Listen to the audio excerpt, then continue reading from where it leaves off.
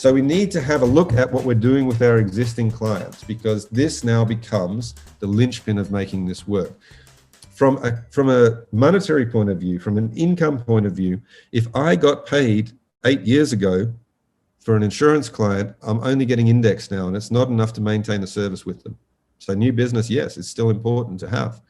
But we need to also think about what can people expect from us given what they've paid us. Do clients even know what they've paid us, or was it just part of the deal that came through? Do we believe we're actually paid by the insurance companies or the investment companies, not by the client? And when we talk about ongoing service, a lot of businesses will say, you know what, I treat every client like a platinum client. That is the way that my business operates. If you work with me, no matter what you pay, I give you the very best service. That's my decision. Now, if you ran a restaurant and you sold steak and you made the decision that you're only going to serve ribeye or fillet, and you followed this model, the price next to the steak in the menu would be whatever you can afford. So some people would only be able to afford 3 cents, and you would take 3 cents and you would serve them ribeye, or you would serve them fillet. Some people would afford 10 cents. Some people could afford 1 rand. And there'll be far more people that can afford 3 cents or 1 rand than people who could afford far more than that. But every once in a while, someone will come into the restaurant and they'll say, actually, I can afford 10,000 rand for this steak. And they'll pay it, even though they're getting exactly the same steak as everybody else. And then that 10,000 rand ends up paying for all of the other people who couldn't afford that first-class service that you want to offer. And unfortunately, when it comes to financial advice businesses, this is very much what we're doing. So we're giving the same service to everybody, no matter what they're paying. If you received 50,000 rand from one client and you received 4,000 rand from another client, you'll do what that client asks you to do. So if the 4,000 rand client rings up every week asking for help with all kinds of matters, you'll help them with those matters. If the 50,000 rand client doesn't ring up and doesn't ask for help, then you'll just assume that they're okay. Now, that, unfortunately, from a service perspective, is illogical and it's unfair. So we need to actually start to think about how we establish different amounts of value depending what people are showing us they value with our business. If you give the same service to everybody, everybody will experience the same amount of value from your business, no matter what they paid for it. Now, if that's 5,000 rands worth of value and I get it for 1,000, I'm going to think you're great. If it's 5,000 rands worth of value and I'm getting it for 50, I'm not going to think you're so great. And when that 50,000 rand client leaves because they're unhappy, the impact on you is going to be absolutely enormous. All of your time, though, is being eaten up by the much lower level clients who think that you're fantastic built on that service. Now, this is where segmentation starts to come into a business. So what happens in a lot of businesses that we'll talk to is they'll say, well, that's not me, I've segmented. I know who my A clients are, I know who my B clients are, I know my C clients and D clients. I've worked it all out. And they've gone to a lot of effort, and they've taken time to go through their databases and label people properly and all kinds of things. So they know who's in these various groups, and they've got different ways that they've defined it. But then they keep giving exactly the same service to everybody. And that service really is driven by the client, not driven by the business. So for most of us, ongoing service means if you ask for help, I'll help you. For certain people, I'll try and make sure that I contact you within the year or do a review. But the reality is, if I count the number of people that I'm able to do that for versus the number of people in my database, it's not that many. So if you've got 1,500 or you've got 2,000 people in a database, how many of those people are you actually reviewing? How many people are you able to review within the time frame that you've got, given the other things that you have to manage? And the answer is it becomes very difficult to start to make those decisions. So we end up in a reactive service models, which means I help the people who ask for help. I'm busy, I feel busy, I'm always working because people do ring up and ask for help, but I don't have any system which says you fit into group A, so you should have more help, or you fit into group D, so I can't offer you that amount of help. It takes too much of my time. So again, for a lot of people, even though we've segmented, we're offering exactly the same service to everyone. That service is client-driven, not business-driven, and that becomes very cloying for us. It becomes very difficult to manage. So how do we tackle this problem? this is something I've thought about for a lot of years, to try and get the right analogy into people's minds that can be explained to clients and that makes a degree of sense. So the way I like to look at it is to say, okay, what are we doing as a business? We are trying to get people to their best financial destination. So if you have not much, I still want to make things better for you. If you have an awful lot, I want to manage that for you to get you more than you had in the first place. So we want to get everybody to financial success, but financial success is relative.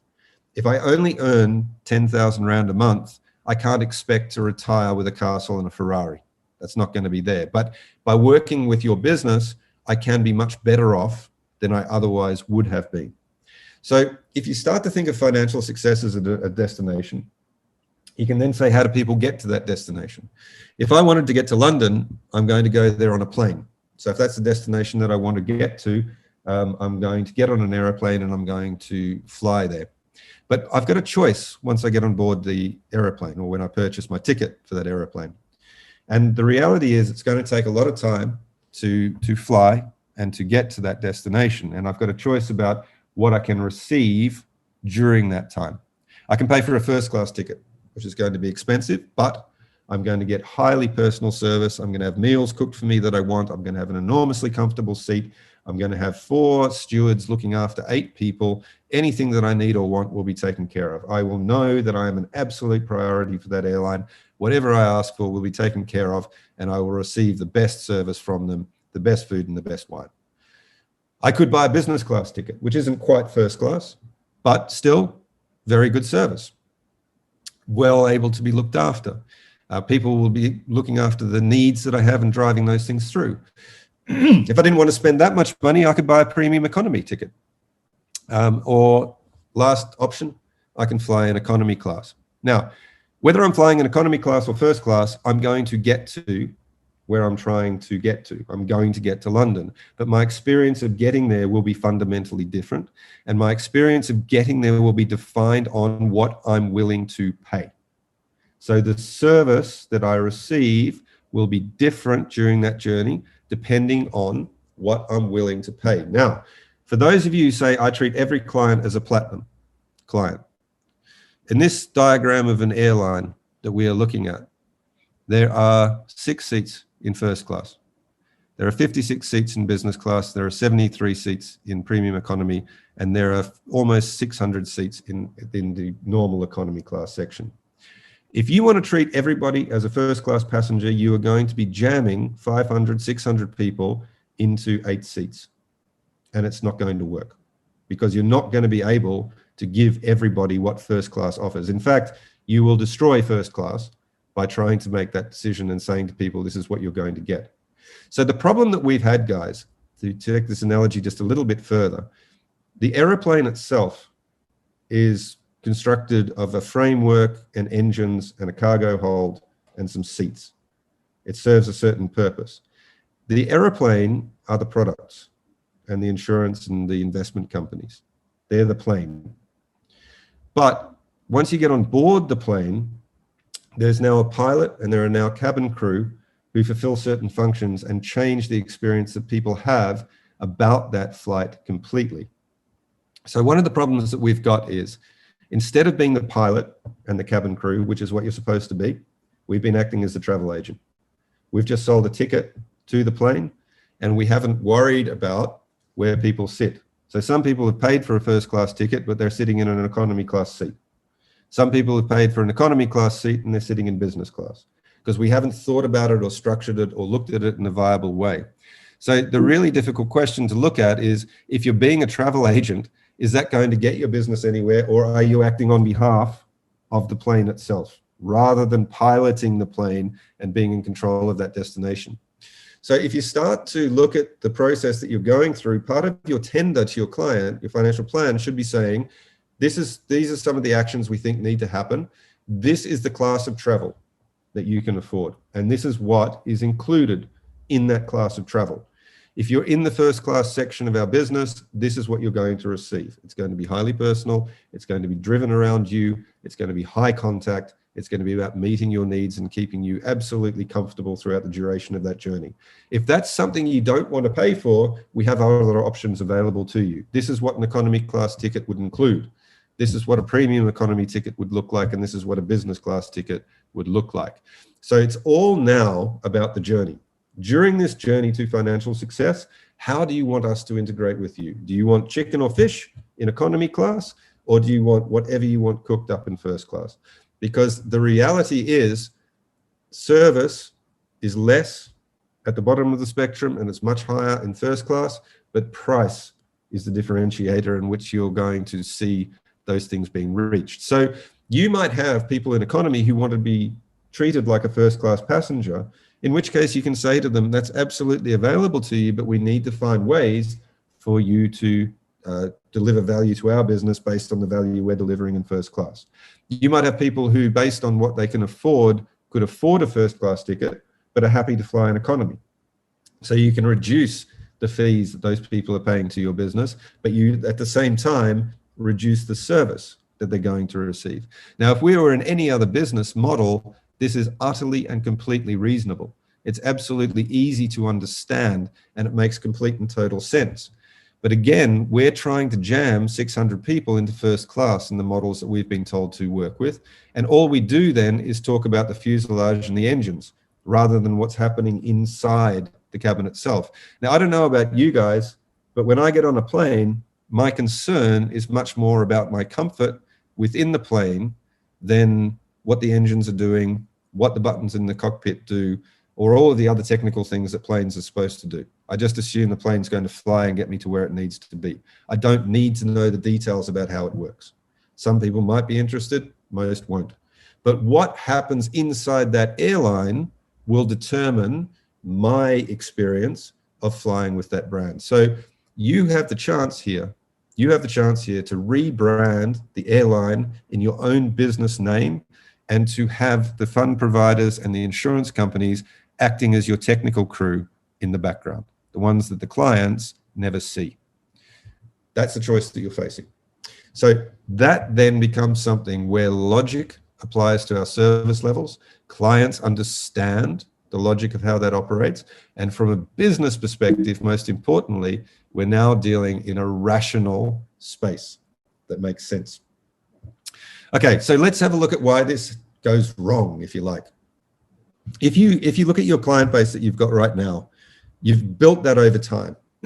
And most likelihood, you didn't have a structured service model. So that's evolved over time as well.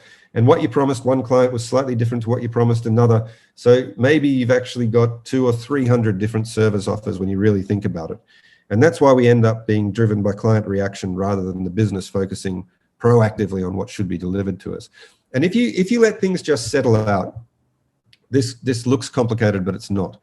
What we've got on the board here for you on the screen, at the bottom, we've got low revenue. And at the top, if you follow the arrows, it's people who pay high revenue. So the higher up the screen you are, the more you pay. On the left-hand side, we've got weak relationships with the business and with yourself. To the right-hand side, where we've got strong relationships. So if you leave things alone in a business, your old A platinum clients will make up about 5% of your business. Typically for accidental reasons, because you got on with them or other, whatever it was, you've got a strong relationship with these guys. They pay a lot of money. They make up about 5% of your base, good to work with, not a big concern for the business. The second group, though, are the group sitting in business class, your old gold or B clients. Make up about 15% of your client base. Also paying a lot of money, but they have a weak relationship with your business. Now, in a reactive model, why is that a problem? It's a problem because they're not calling you. And we make the mistake of saying because people aren't calling, they don't have a problem. These people are probably more educated. They're in the professional class. They understand what markets do. They panic less.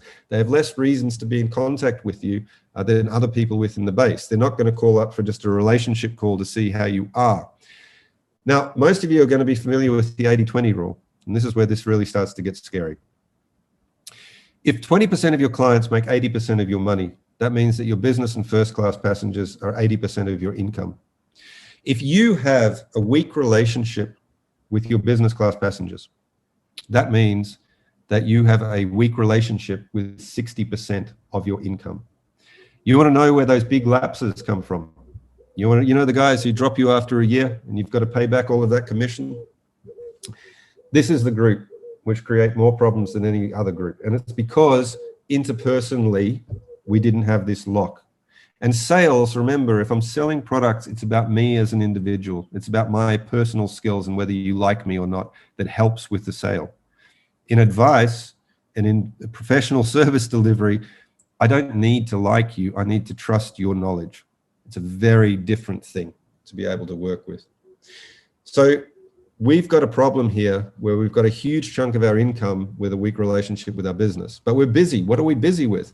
Well, we've got the premium economy guys, the silver guys, the C clients, people who started out with us. Yes, they've got smaller policies, but we like them. They get on with us. They're really good to deal with. They call me all the time and they ask questions. Actually, they take up all of my time to ask questions. I know, Philip, I'll be finished in just a sec. Thank you. So they take up all of my time with questions and queries, but they paid me 8 years ago and they're still demanding service all the time. But because I like them and I've got a strong relationship with them, I keep working with them, which means I've got no time either for economy. So because I'm a human and because I prefer dealing with people that I like and know, I spend all of my ongoing relationship time in first class and premium economy class with my platinum clients and with my C clients. And I ignore my business class and my economy class passengers, because that's the way it happens if you don't design a policy to make sure it doesn't happen. Where do you think all your referrals generally come from? And if you think about it and you start to look at your referrals and where they're coming from, I'll bet you they're coming from premium economy, because these guys love you. They get on very well with you. You give them great service, even though they're paying you no money. So that reality leads them to deliver more people to you. But what kind of people do they then refer? It's more premium economy passengers. So you're not growing the base that's going to make you more successful. That's your business class group. And you need to get over the fact that it's not about an interpersonal relationship, it's about a service relationship. And that process can guide me to delivering those services to those groups more effectively.